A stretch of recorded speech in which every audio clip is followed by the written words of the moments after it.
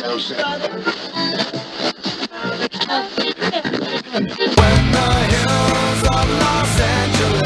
Los Angeles, I'm and most Hollywood nights.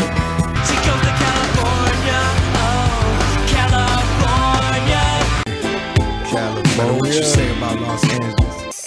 LA got the people saying, Los Angeles.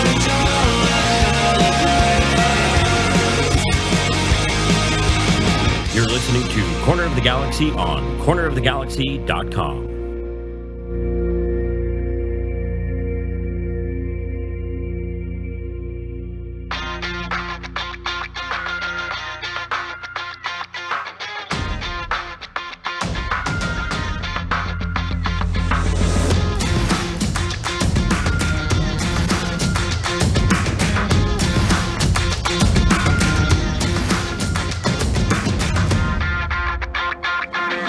Welcome to Corner of the Galaxy, the show that talks 100% LA Galaxy soccer.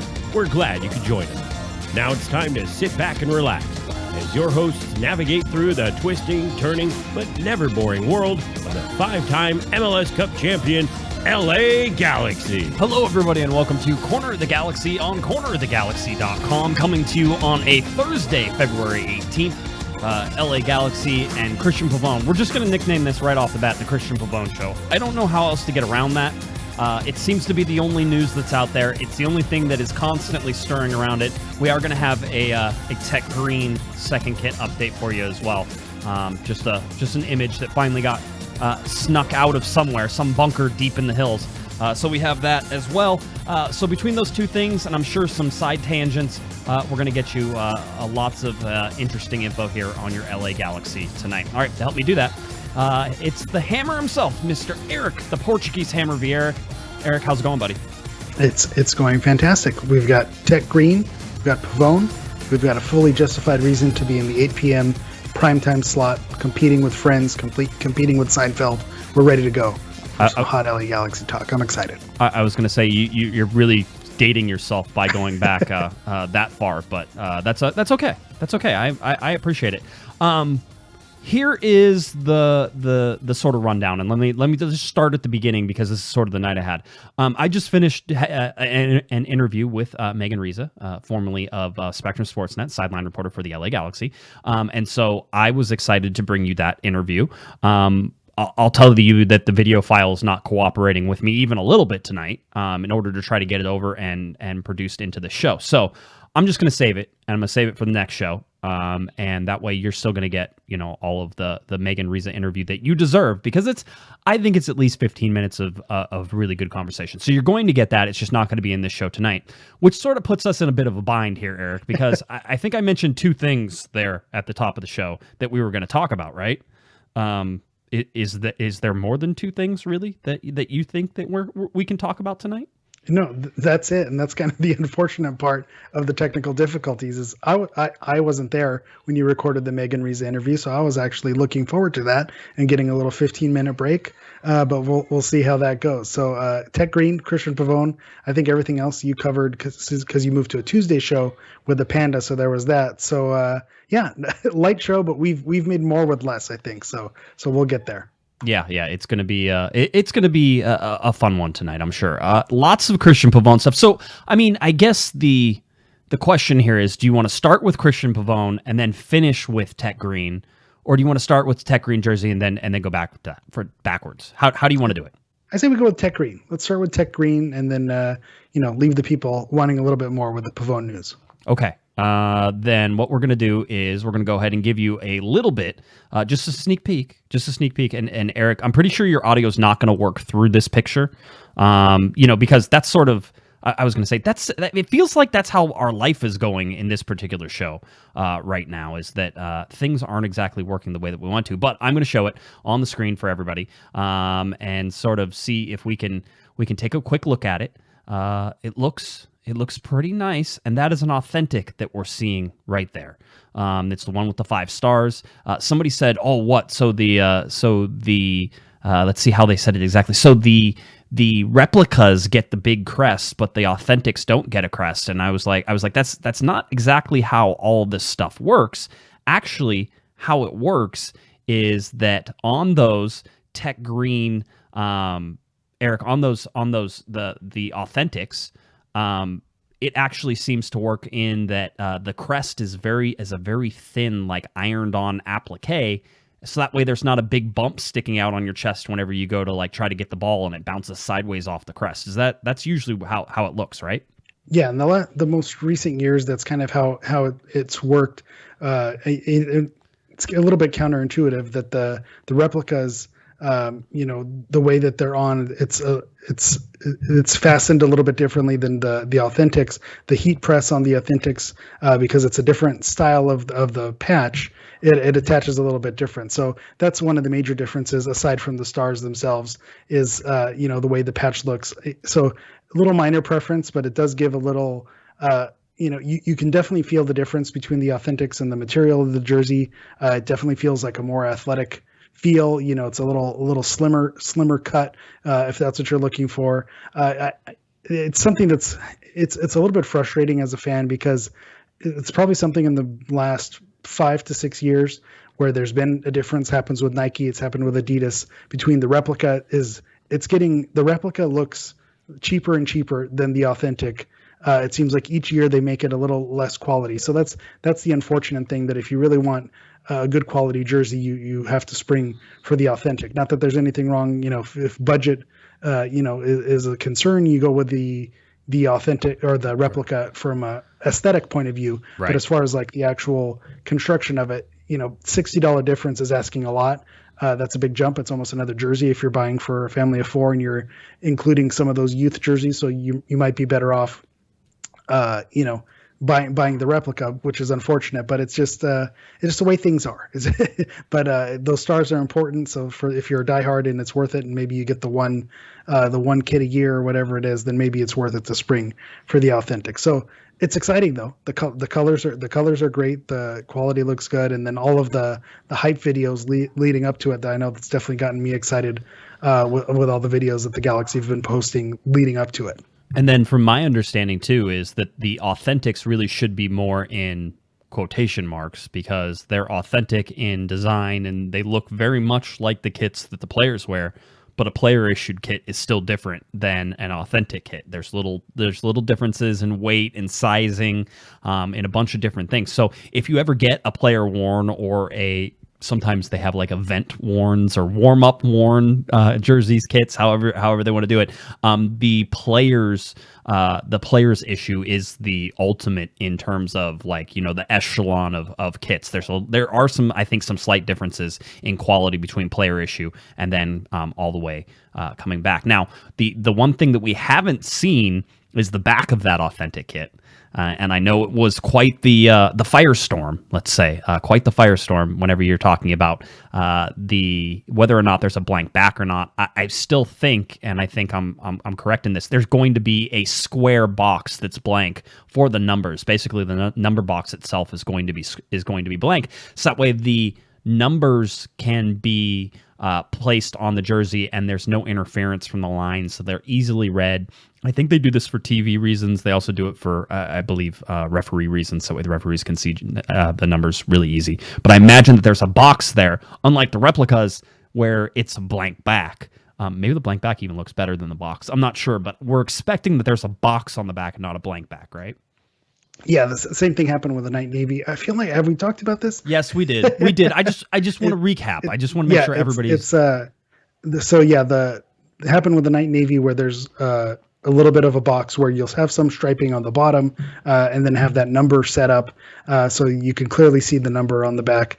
So you're right. It's something we've also talked about it when you look at teams overseas that have stripes. It's common to have that box there so you can clearly see the numbers for TV, so it's easy to announce. And that's the reason for that. And then just going back there's all the speculation of what color the numbers are going to be. And if you look at that badge with the badge being white, it's like the numbers are going to be white. Some people were hoping for like a silver or for a gold, kind of like how the old numbers used to be back in 97, but it looks like it's probably going to be white to go with the stripes and to go with the crest, so that just makes it interesting. So yeah, the box, not a big deal. I agree. Those who say that the full blank back looks better than just the little stripes on the bottom, that's not a bad opinion either. So maybe that sways you into getting the replica versus the authentic also. Yeah, I mean, I fixed the audio, by the way. No, I think if you're looking at the crest and everything like that, I think you said something. You texted me. I think this was you. I'm pretty sure it was you. Who knows? I get a lot of text messages, but usually it's you. You texted me and said when you combine this with the Silver Sash home kit, and then you go to this tech green, authentic throwback second kit, that there is not a better combination in Major League Soccer whenever you look at it. I agree. That was me. I did text you that. Good. And I'll stand by that opinion. And there's a very specific reason why I have that opinion. So the Silver Sash was a little bit polarizing for some people. Some people are ready to get rid of the sash. Other people love it. I like the sash identity. It's just maybe the silver was a little bit of a miss. But I think when you look at it, you look at the sash and you look at the 25th anniversary jerseys that came out. And when you look at them, very few of them had unique elements that made them interesting. The Silver Sash made the LA Galaxy kit unique. Then you look at the tech green and you look at these stripes, and there is no other away kit in the league like this one. The closest would be Atlanta from a couple years ago, but you saw if their most recent version does not look like this. And I would say this one even looks even better because you have the third color with the gold in there. So I think when you combine, this look with unique stripes honoring the past, and then the sash with the first one, I don't think you'll find a better two jersey combination between the teams, especially when you look at the jerseys that are coming out. MLS, taking all kinds of flack for the plain white shirts, just Yes. basically a plain white jersey with little faint details. And then when you look at the other end of it, then it's a plain black jersey. You look at Montreal. Montreal had a really nice identity with the Impact when they were, had their stripes, their blue and black stripes, and they went you basically got a black T-shirt today. Hey, with the same thing. Did you look closely at that though? Did you see the ghosted black design? It's nicer up close than it is far away. But I mean, you're not going to be up close to these. You're going to be far away from them. You need the magnifying glass to get it, and it has with the new Montreal logo, the Club de Foot. You have the maple leaf or whatever it is. You have that on there, so I get that they're incorporating those elements. But when you pull back and you zoom out and you're watching this on TV, like most people are going to be watching this, it's unimpressive. It's a black T-shirt, and so I'll stand by my take that this is the LA Galaxy have the best two jersey combination in the league. They may get the wooden spoon again, but they definitely have the best jersey combination, hands down. Finish first in the closet, last on the standings. We'll see how that plays out and whether or not that is that's true. The only question that I still have is, what are the shorts going to look like? Like how's this kit going to finish out? Are the shorts going to be striped as well? Are they going to be a solid green color? Are they going to be black? I mean, are they going to be gold? They're not going to be gold, although that would be a pretty flashy number there. So whenever you look at that and trying to figure out what the combination is, I don't want to see them wearing, like some mismatched shorts with this. You need to have the full kit going, and I want to see what that entire... Listen, I'm proud. I think maybe, like you're going to buy the whole thing. You're going to buy the shorts and the socks too. Yeah, there's full, a name full for kit. that. Yeah. Yes, exactly. But yeah, it's just I want to see the whole thing now. Now you've piqued my interest. I'll say this again, and I don't think people listened to me whenever I said it, or at least they didn't hear me whenever I said what I said. This kit comes out on 2/24. The LA Galaxy have been announcing that. People are buying the replicas already in stores because some Adidas stores, can't read and don't know when the kits are coming out, so they've released them, which is hysterical because if you've been in our Discord at all today, it's been people talking about which Dick's Sporting Goods or Adidas stores has the kit open. It's one of those, but they come out on 2/24. You need to order this when it comes out. I have this sinking suspicion that Adidas and the LA Galaxy do not understand what they have here, and they're going to sell out of these fast. And I don't know that they ever come. One of the one kit that this reminds me of is the black and gold third, right, in 2012, right? That third kit got produced in limited numbers. Because it was a third kit. Because it was a third kit. It went away. And they never made more. Like it was not like they filled this. Maybe they got 2 shipments in total at the store at the stadium, and that was it. And it went away. And that now you can't buy replicas of that jersey. like on eBay and stuff like that for like $100, which is ridiculous because, it's a replica. But they didn't even make authentics in that third kit for people to buy. There are some authentics floating around out there, but it's just, this is what I'm trying to say is do not wait. Do not wait. Yeah. You should already have been saving your money. If you need to sell kidneys or, blood transfusion, whatever you need to do, get it done now, because when they come out on 2/24, they're going to come out. Yeah. So I saw in the chat, shout out to Madam Serrano. He said black shorts or we riot. And I agree. It's going to be black shorts. Yeah. And so the one thing that this doesn't give you, I used to like when the Galaxy had blue away kits, and then you would be able to pair the white jersey with the blue shorts and give a unique look. Those probably like a preseason only. There for some reason against Colorado is when they wore those. So you don't get that same versatility when you go a completely different color with the away jersey. But to your point on, you need to snap these up quick. And speaking of Madame Serrano, it reminds me, there was an Anthem jacket a couple years ago when the 5 stars returned, and it looked really sharp. It had, it didn't have the Adidas stripe. It had, type, like kind of a typeface along the stripe. Right. And I bought that quickly because there were Anthem jackets in the past where I said, you know what, I'll wait. It goes on sale on World Soccer Shop or Fanatics. It goes on sale later on, and you'll be able to snatch it up on a deal, and then they sell out in stadium. You're not able to find it again, and then it's gone. So I think this jersey, you're right, it is going to probably have something similar if you're able to right now. Definitely go out and scoop them up because, they may have printed limited quantities. And to your point about some Adidas stores and some Dick's Sporting Goods, they're not eagle eyes into MLS and waiting for leaks. It shows up in the back. And they're like, oh, we got New Jersey. Let's throw them out there, not realizing what it is. So of course, things like that are going to happen. So that's kind of the funny thing. But that also tells you that, maybe there's not going to be more. The one caveat and maybe the positive is this is the first year of the cycle. So if it sells like crazy, that could be an incentive. But we also know that, they only, with a 2-year cycle, who knows if they only put a certain amount. I don't know how that works in the merchandising department and the supplier, the supply chain. But that's the one positive. It's the first year of the cycle. So if it goes crazy, there may be an incentive for a repeat or a reprint. Yeah. I'll say you bring up a good point about the second year. The second year is important. And because this isn't a third kit, there is going to be a second year. You already know that, right? So there's a chance to adjust the supply and demand in the second year. I still wouldn't wait. It's one of those that you're going to be really, really upset about if you wait. And I see the people, they're like, oh, I'm going to order 10, or I'm going to order this many, or I know people are discussing which numbers and names. People going out there and getting that Pavon kit, that number 10 Pavon kit with a little uncertainty around that. One other thing I want to say that the Discord did a good job of, and there's other places that certainly can find it, but if you were big into Night Navy, if you're big into the glitch, you can get an authentic glitch from, I think, the Marshalls in Aliso Viejo for $10 right now. Yeah, and that's my old that was my old secret. It seems like the Galaxy have blown up into a much bigger entity, and collecting jerseys is a much bigger thing. My old move was waiting until the next season, and then it would eventually end up at a Marshalls somewhere near you. Right, and then you're able to pick it up at Marshalls. You get a nice authentic the very next year. I think I have one. I think I have a 2011 home kit that I got at Marshalls because it was available the next year. So that used to be the move, but I think right now you look at almost like sports cards are now a big thing. Baseball cards, basketball cards. That's a very popular thing that's come back. So if you're patient and you want to buy a bunch of kits in anticipation that 7 years from now, 8 years from now, there's going to be an eBay market and a markup.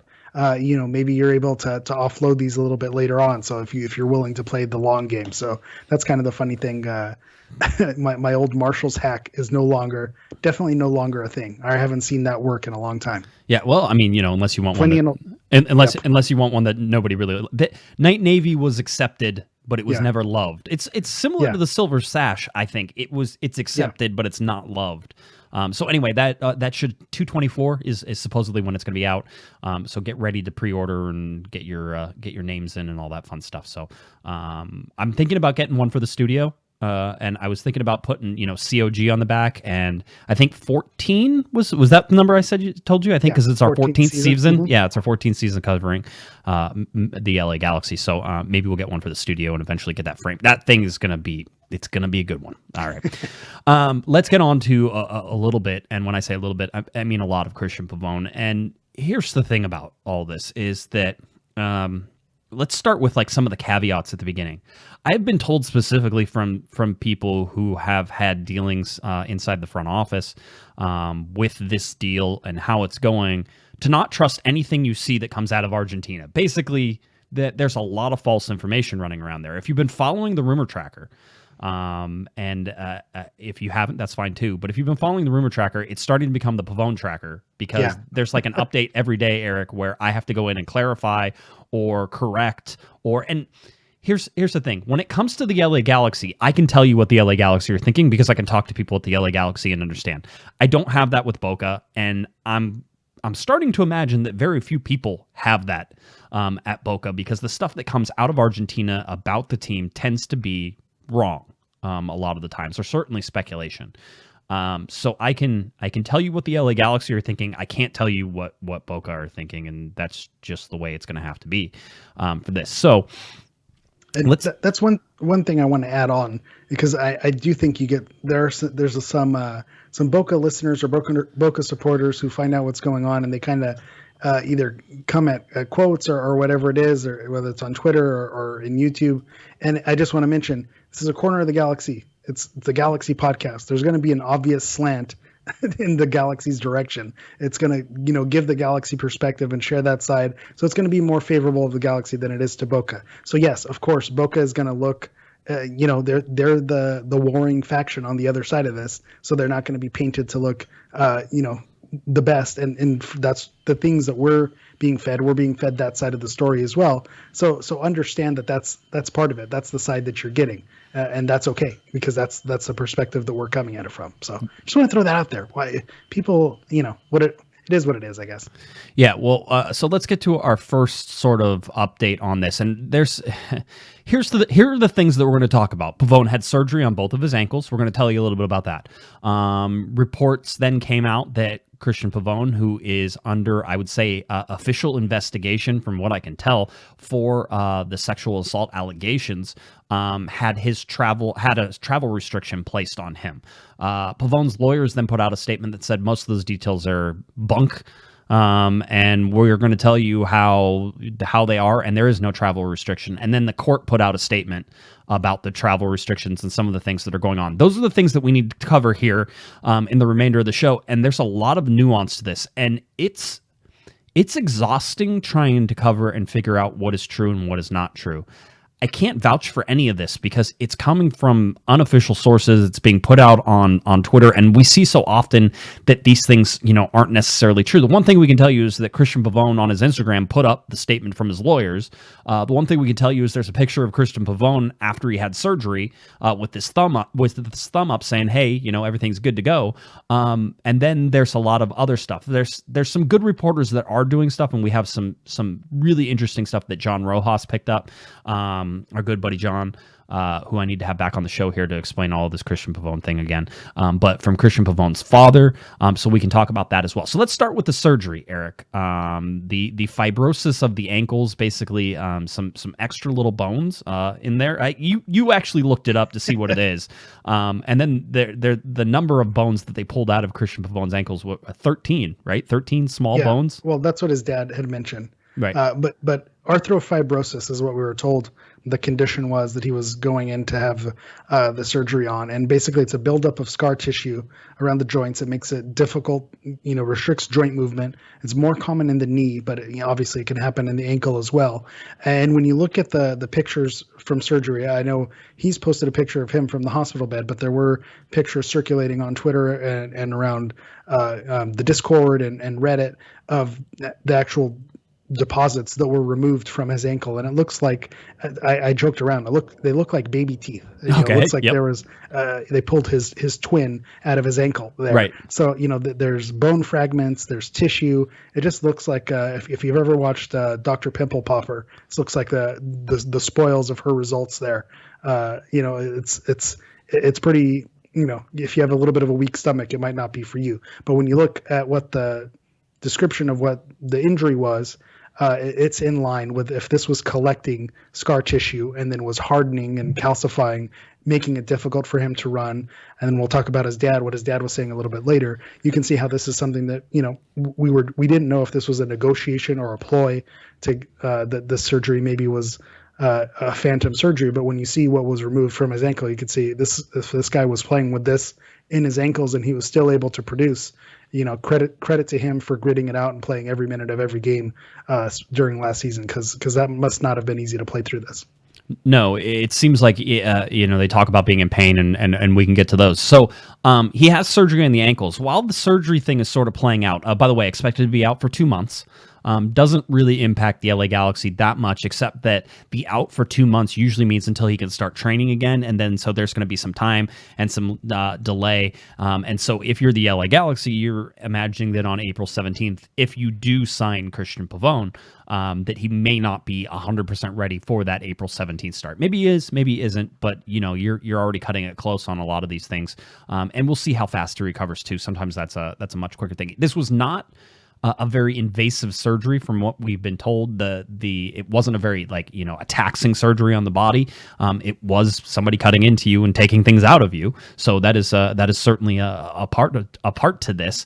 However, if you look at what it is, I think that you can expect that Cristian Pavon will be better off after this surgery than worse off, right? A lot of times whenever players have surgery, you sit there and say, well, they may never be 100% again. This might get Cristian Pavon back to 100%. And if that's the case, then what you saw wasn't 100% Cristian Pavon. The guy played, every minute of every game, and did it with 3 days rest in most cases on a congested, and apparently he was in pain the whole time and doing that. So if you can understand those things, then what Cristian Pavon had done, Eric, should lead us to believe that he is going to be better if he indeed comes back to the LA Galaxy, which is certainly a question. I think it's a question mark in my mind.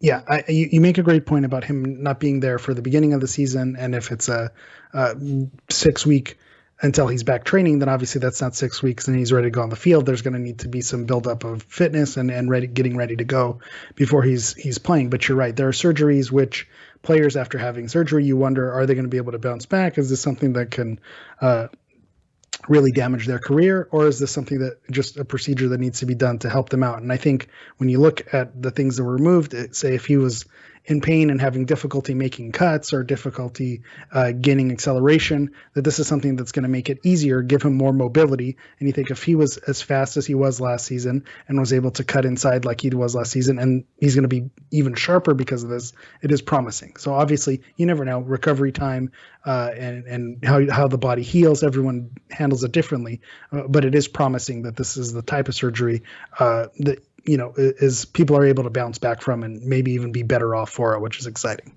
All right, so we get through the surgery, and then we find out later that day that they want to talk about Cristian Pavon and a possible travel restriction. Basically, his accuser was asking a court of some sort, because there's different sorts of courts down in Argentina than they are here in the United States. So judges usually figure out, I believe, the punishment and don't necessarily try the case. It's the prosecutor who tries the case, and then once there is some sort of conviction or something like that, a judge would then issue sentence. It's weird how that sort of happens, and I'm not 100% sure on it, but it's different than here. So understand that whenever you see this.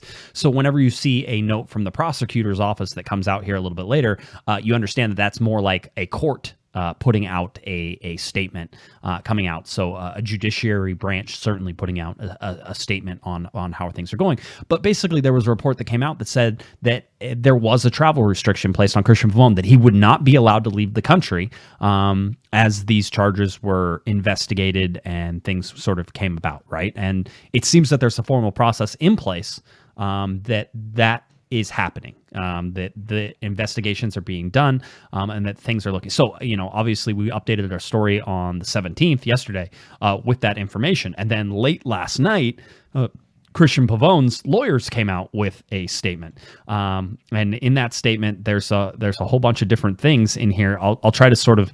It's long and it's legalese, and there's a whole bunch of things. But basically, they're saying there is no travel restriction. That Cristian Pavon is doing all this as a volunteer. He's volunteered with the prosecutor. He's gone in on his own accord. Eric. He's doing all these things to try and clear his name, and that there is no travel restriction. And he can basically do whatever he wants because he's cooperating, and that he hasn't been charged with anything. And that's sort of the paraphrase on that. So then that turns everything back around. So it goes from travel restriction to no travel restrictions. So when I went to bed last night, I figured, okay, well, coming from Cristian Pavon, who posted it on his Instagram, coming from his lawyers, that's about as good a source as you can get in this particular thing. And if you read that and you translate it and you put it into a correct sort of understanding of what you think the legal system looks like, that it was, okay, well, this isn't as big a deal as it was. And apparently, people were just making too big a deal about it. So everything sort of got ratcheted back down. Is that sort of where, when you went to bed last night, that's sort of where you sat?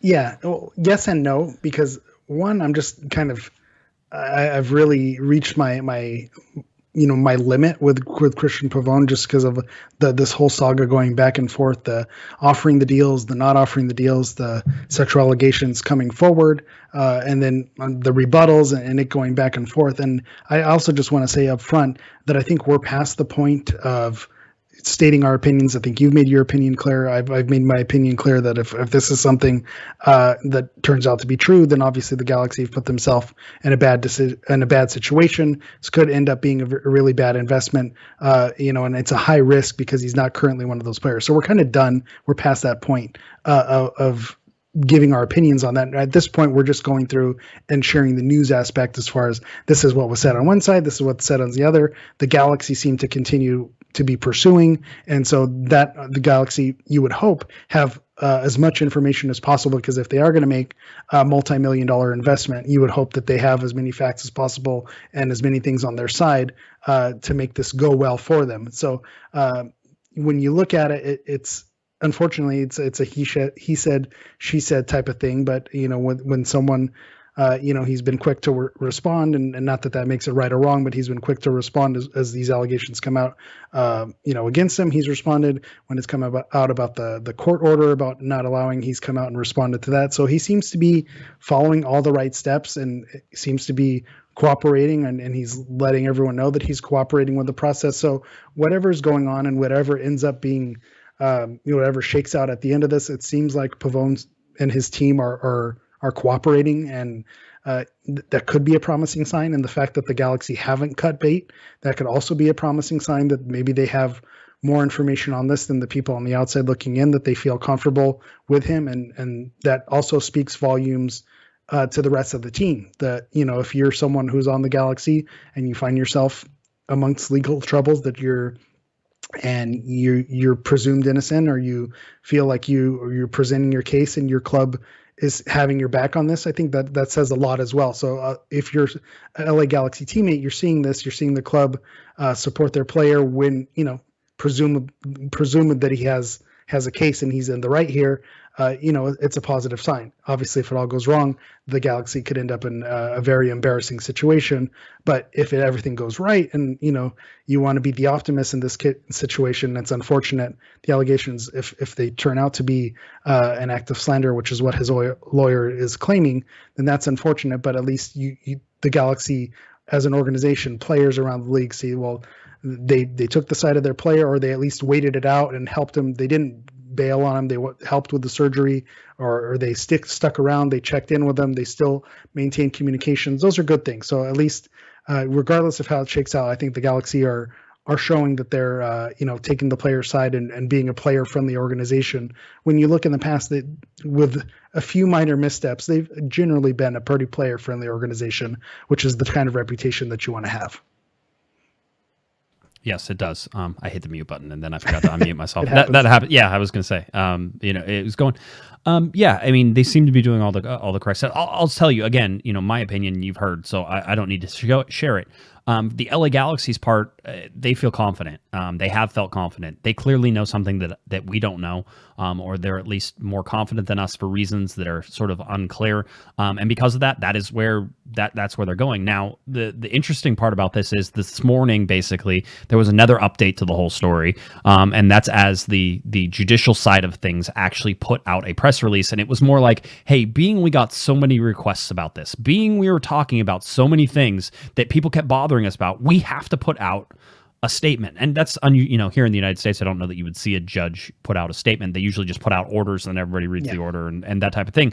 But in this particular case, they had a press release that came out from the court or from the judicial system itself. And in there, it reiterates that, yes, there is some sort of travel restriction from what we can tell. And it's it doesn't seem like it's going to be a problem. But basically, if Cristian Pavon wants to relocate outside to the United States, then he has to give reasons and motivations why that would be the case, right? And so to me, that's saying, okay, well, if I tell you I have a job in the United States and I'm going to go there, then, they're sort of going to be like, okay, that's a good reason for you to move. You can do that. You need to earn a living. We're not going to keep you from doing that right now. And so you can do that. It feels to me in the way that I read this and, through Google Translate, so we'll see how good that is. And certainly I've talked to some Spanish speakers about it as well, just to make sure I get the gist of things. It seems to me that, when you look at this, you can say the bar that they've set for his travel restriction is a low bar, right? It's not one that's impossible to clear, and it certainly hints at the fact that it can be overcome by giving motivations basically for wanting to do it. So, his lawyers, I think, kind of split hairs on this, which is, they sort of said, hey, there's no travel restriction, which there is, but it's more like a travel inquiry. Like, why are you going here? Just tell us, and then we will go ahead. But I mean, anytime, Eric, if you had to ask a judge in order to go to a different state, then that's not exactly nothing's going on, right? Yeah. I was just going to give the other spin, but you make an excellent point. I was going to say, if this were something, and again, it marks to the more positive side, if it was something where there was some damning evidence and it seemed like things were not going in his direction, then they most likely wouldn't allow him to leave the country. It'd be like, we're keeping you here because things don't look good and we want to make sure you don't flee. If there are ways where it's written in a way where they can grant him permission to leave or whatever it is, it seems like he, with a low bar set, is able to leave the country, then that makes you hesitate and makes you think, well, maybe there's not as much to this and it's looking nice on Pavon's side. But to your point, just having to ask a judge for permission not to do anything, that's not a good sign. So that's the other side of it. If you want to take the negative angle, you could say, listen, I don't need to ask a judge when I need to leave the state or leave the country. Right. So, so obviously. Well, you don't have to ask because you have the ankle monitor on. They know where that's you're very at. true. Yes. So that's it. That's the thing. I was going to say, if you want to tie it into the stuff that's happening here in the United States, somebody who was at the Capitol insurrection got to go to Mexico on a vacation, had to ask a judge to do it, but then still got to go. So, I mean, there's lots of reasons that judges will and won't let things happen. And so just sort of keep that in mind whenever you're reading all this. Now, so what we basically understand is that Cristian Pavon is under some sort of investigation inside of Argentina. We know that there seems to be some sort of, whether it's a vanilla one or whether it's this, really difficult bar to cross, but there is some sort of travel restriction on him as they investigate this stuff and go through the judicial process there in Argentina.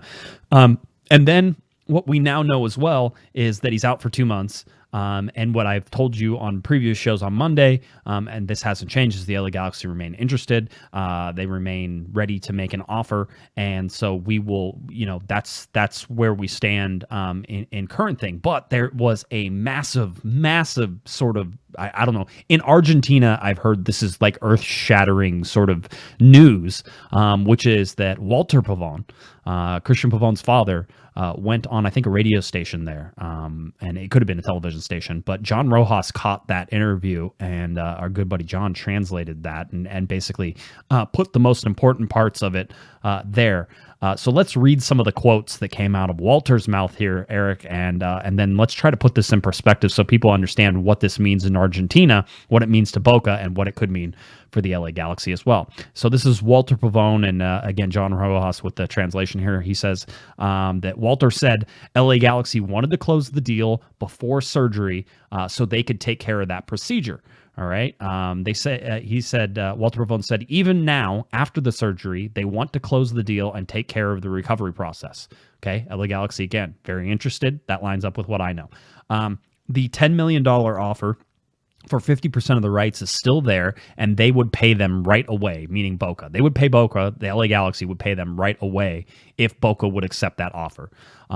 This is one thing, and if you saw it tweeted, I'll correct the one mistype here, but Cristian's contract with Boca ends on June 2022.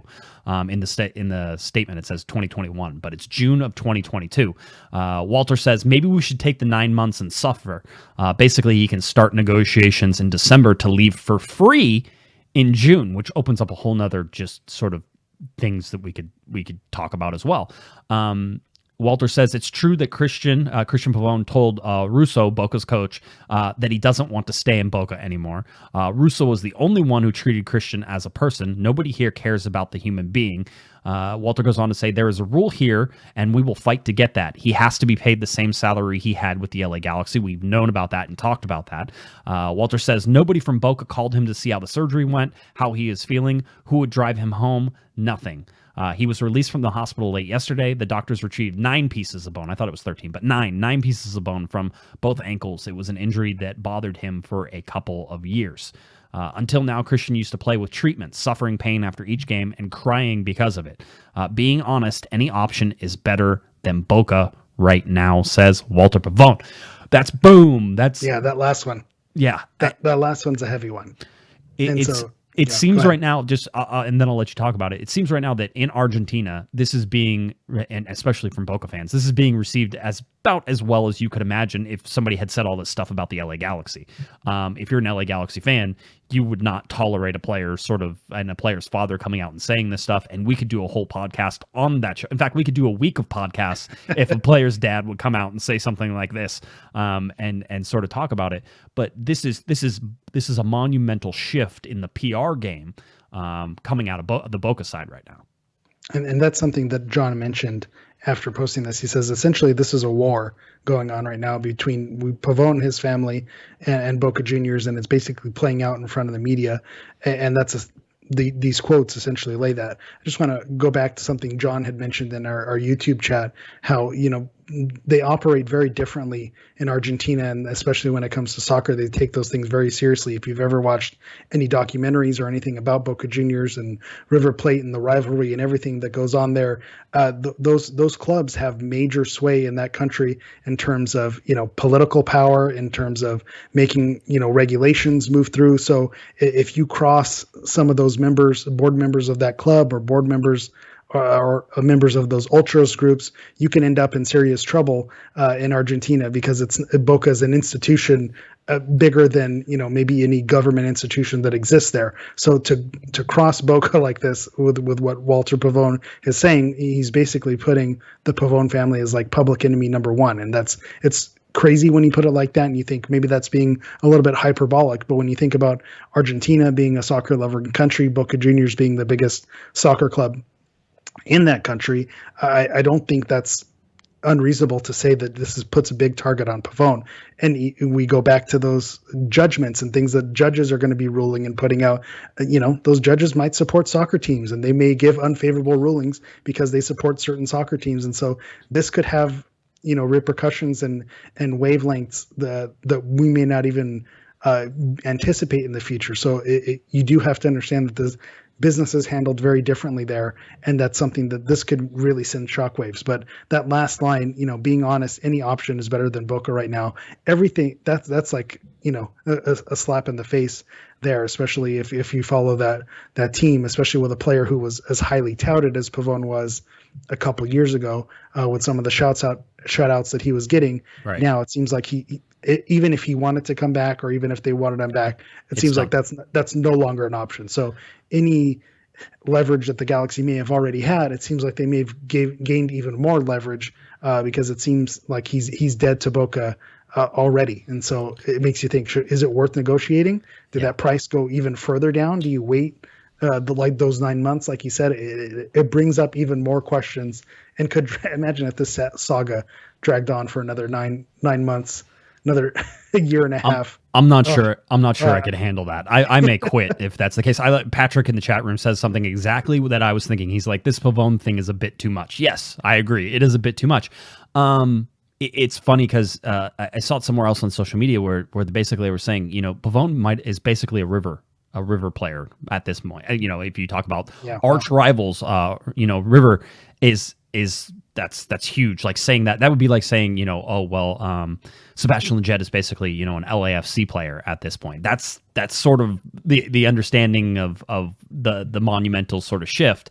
And it means even more in Argentina to say that. I mean, people could get hurt saying something like that.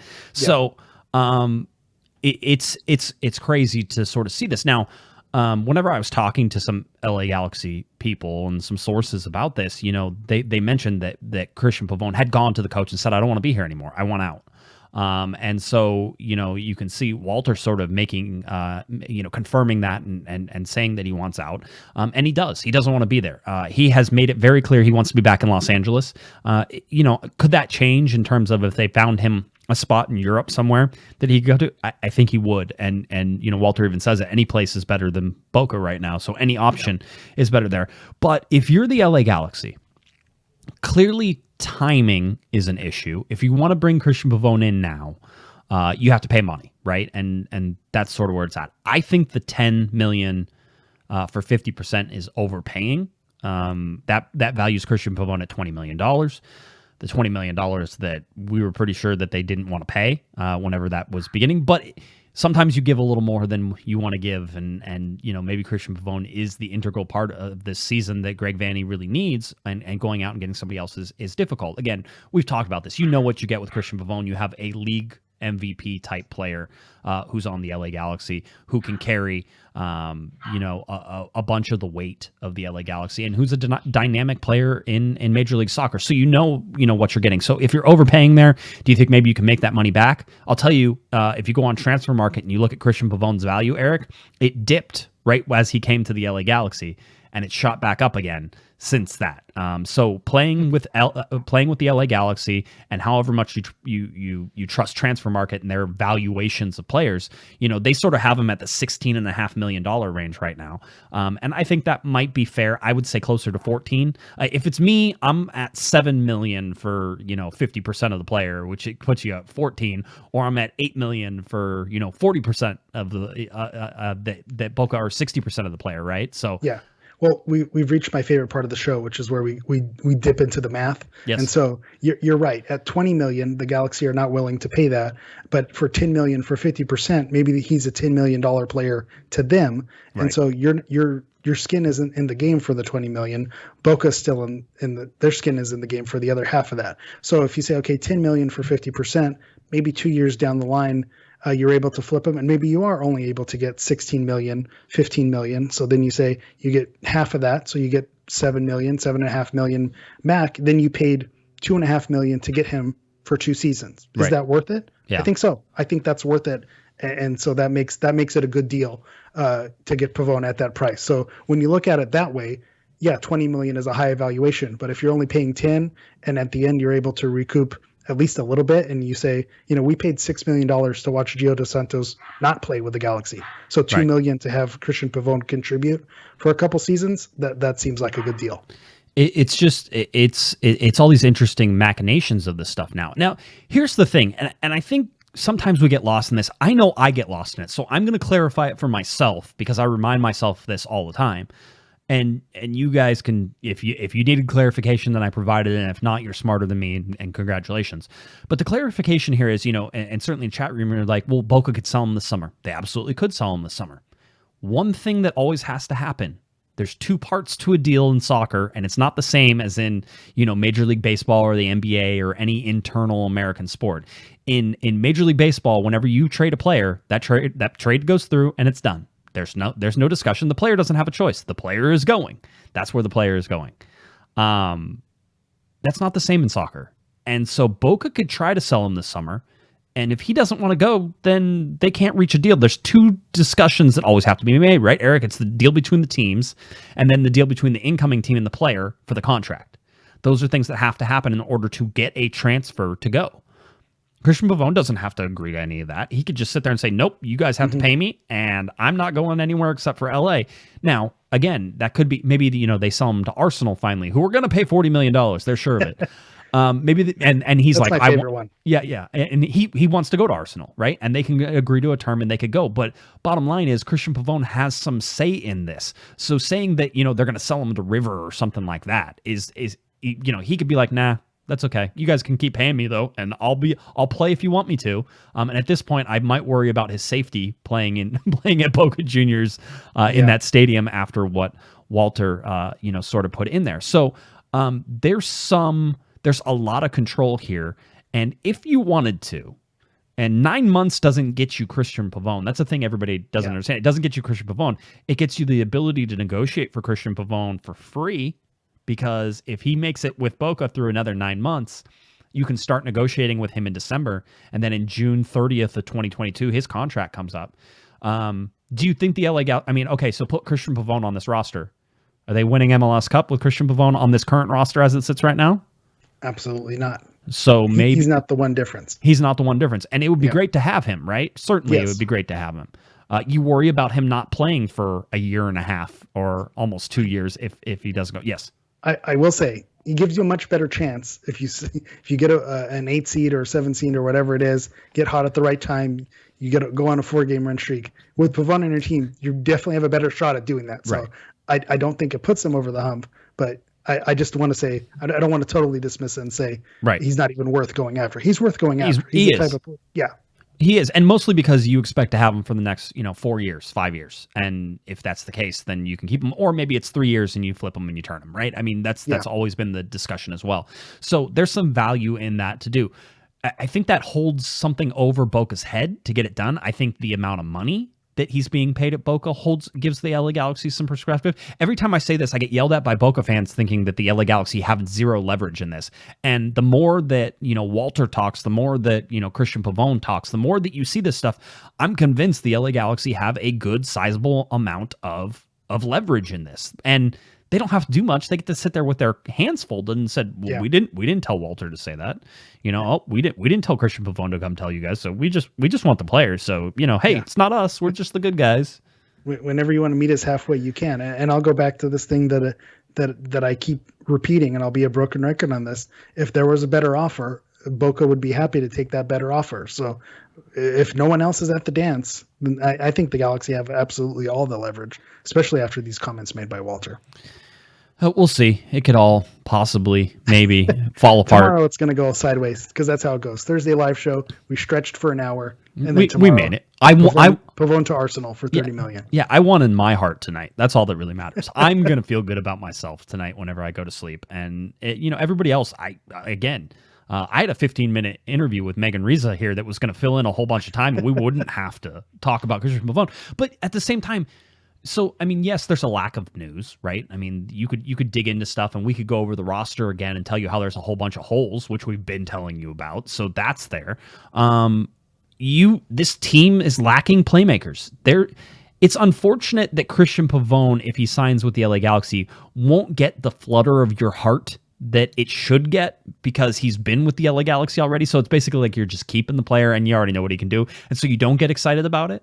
But you should, if he comes back to the team in a condition that the LA Galaxy can keep him in terms of all of the allegations go away and, everything is cleared and Cristian Pavon can come in here and, the Galaxy, again, are not worried. I mean, there is an attitude in the front office right now that it's a matter of time for Cristian Pavon in terms of when the deal will get done. It's going to get done. That's the attitude that is coming out of there. It's going to get done.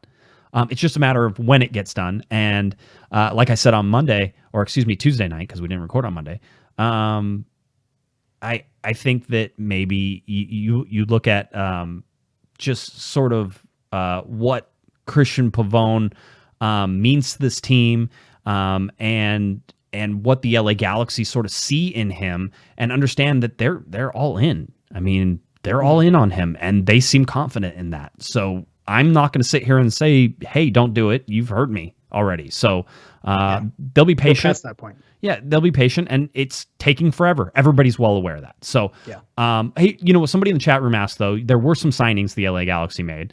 So O'Neal Fisher, and then Carlos Harvey. So where do you feel? How do you feel about those signings?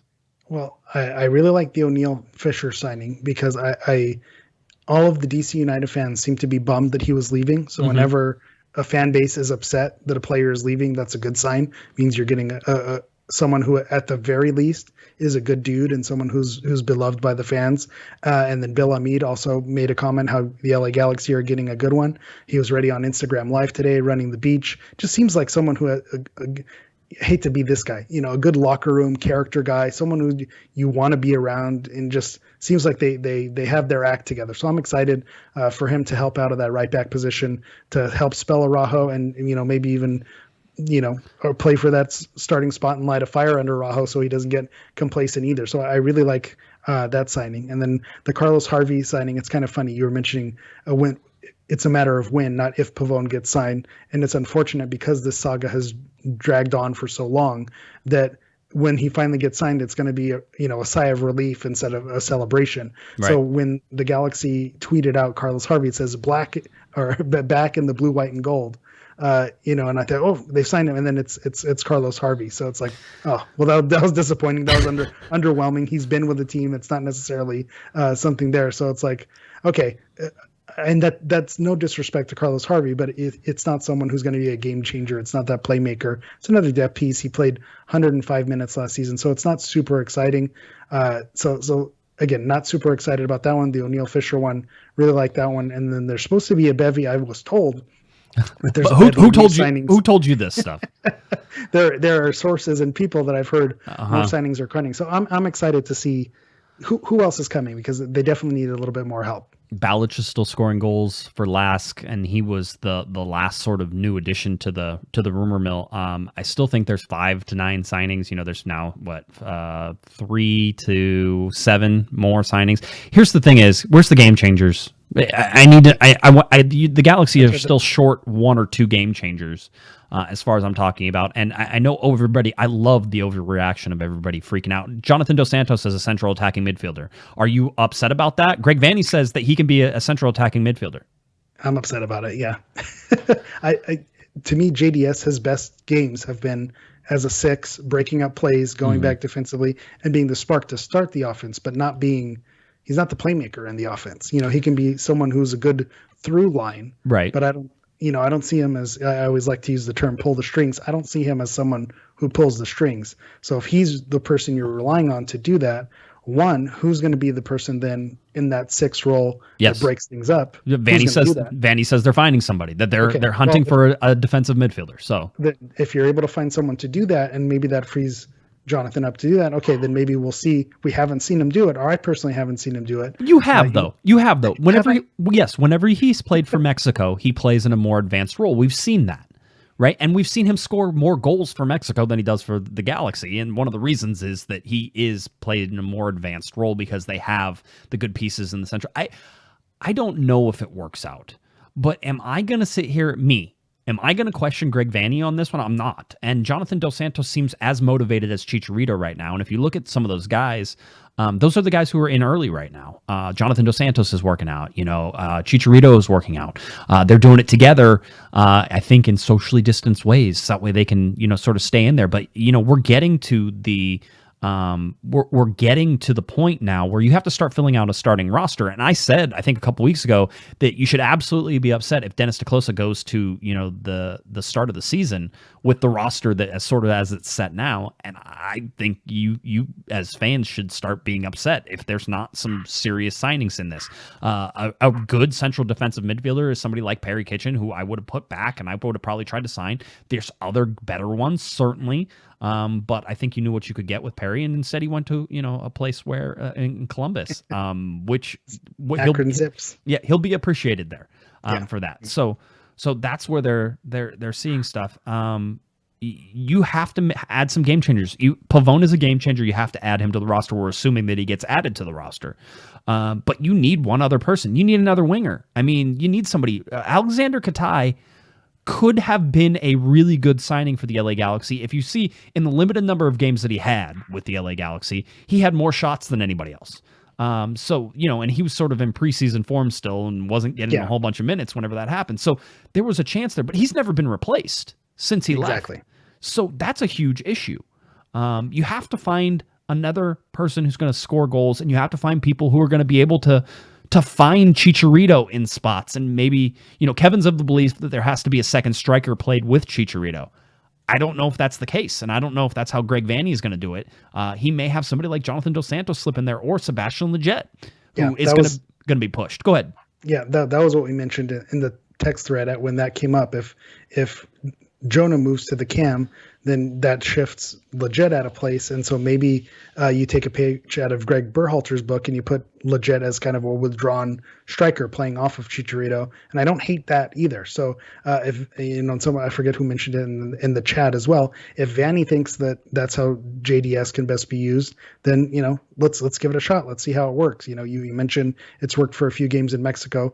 So I understand he's played that role. I just don't think that's where he's best for Jonathan Dos Santos. So, but if you bring someone else in to help spell him, maybe shift Lletget to doing a little bit something different and give everyone a new role. Maybe that they'll play with some new excitement and they have something new to play for, a new challenge, and you'll see a team that isn't complacent, which is maybe a good thing. So maybe it is a good thing to see these roster shakeups and tactics shakeups. This could be an exciting, even with limited roster moves. Maybe they're new roster positions, and that's where you get your bang for your buck. Yeah, something has to change here. I know it's 25 of 30 currently signed, expecting more spots to open up there. So I imagine the Galaxy probably have 6 or 7 other signings that they can still make, maybe as many as 9 whenever you're looking at the roster, and whether or not those draft picks get any chance at seeing first team minutes will be interesting to see as well. Joe in the chat room had a good question. Why did Cristian Pavon wait so long to have surgery? This was a known issue after the season. It could have been taken care of. I think that this negotiation certainly threw a wrench in all of that. And if you looked at Walter's sort of statements, is that, the LA Galaxy wanted to handle this surgery and handle the recovery process. And, it gets to the point where you can't wait any longer and you have to do it if you want to be back there. And I think that's sort of where we're sitting now is. So I don't know that it was Cristian Pavon's decision to wait this long, but it's a little unfortunate that this couldn't get wrapped up in all of this a lot sooner. This was the deadline. I think if this was the latest that he could possibly wait to get it. I think like you mentioned, they wanted the Galaxy to be done with this earlier. That way they could have already taken care of it and been done with it. But it seems like we're past the point where the season's going to start in April. This is the absolute last time that you have. So regardless if he's under Boca's care or the Galaxy's care, this was the deadline to get it done. And at the very least, he got it done on that deadline.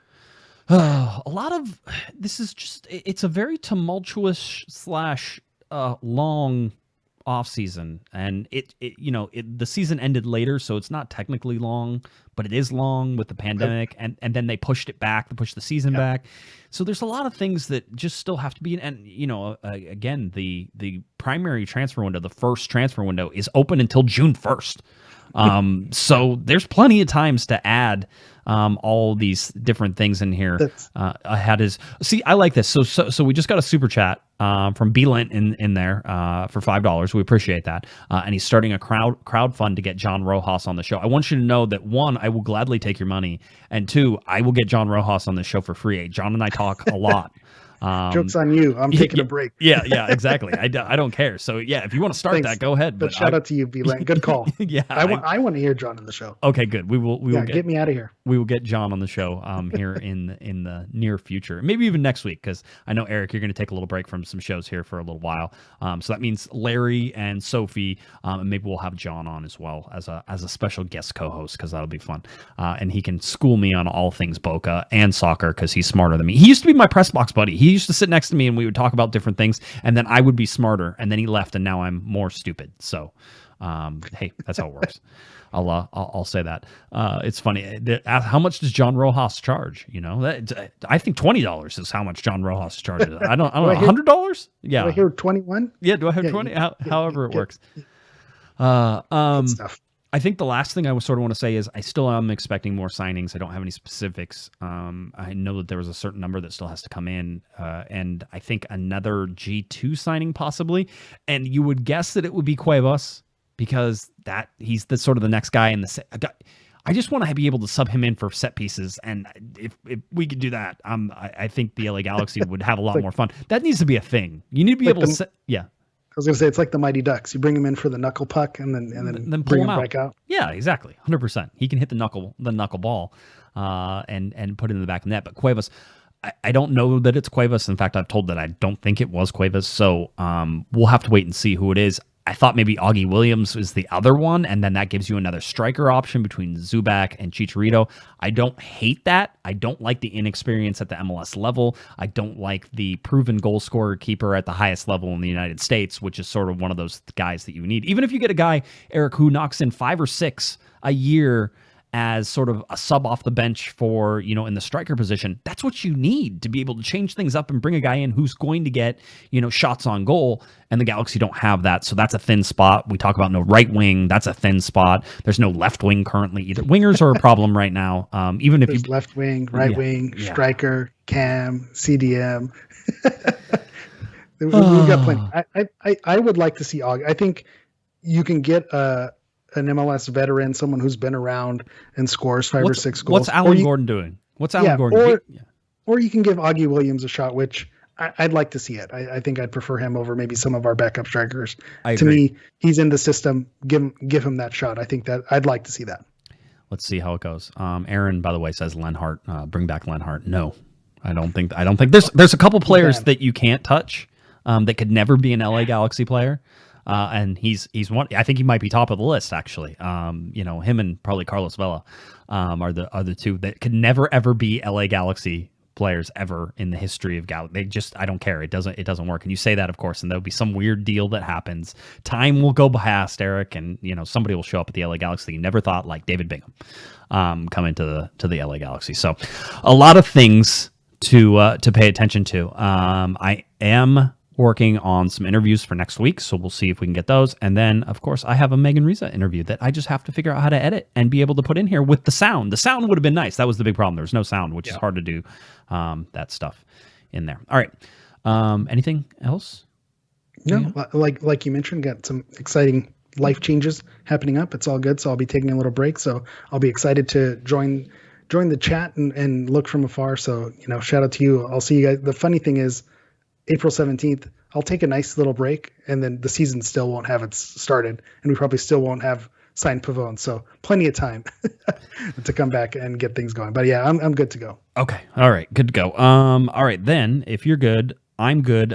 Should be back to normal schedule Monday, Thursday next week. Just a heads up on that. I was traveling this weekend. Don't travel. I've already said that on Mondays, but don't travel. You don't need to do that.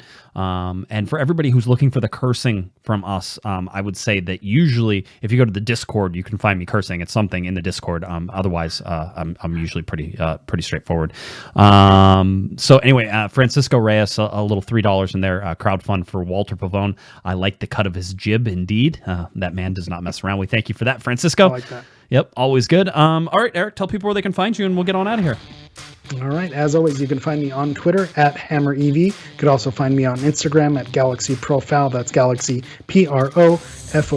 And like Josh mentioned, the Discord is always going. If you're into WandaVision and spoilers, go to that channel. We've got everything in the Discord for you. Yeah, it should be a lot of fun. All right. If you're looking for me on Twitter, it's at JGuesman, JGUESMAN, and of course at Galaxy Podcast, cornerthegalaxy.com, podcast, videos, articles, all that stuff.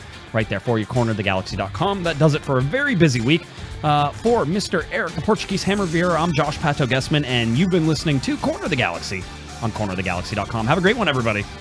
You've been listening to the Corner of the Galaxy podcast on cornerofthegalaxy.com. You can follow the show on Twitter and Instagram at Galaxy Podcast. And be sure to check out and subscribe to iTunes, Stitcher, and Facebook by searching for Corner of the Galaxy. Fans, we thank you for listening, and we ask that you be kind and courteous to your neighbors as you leave the podcast. We thank you for joining us and look forward to seeing you again. Until then, I'm Michael Araujo, and on behalf of the entire Corner of the Galaxy crew, goodbye, everybody.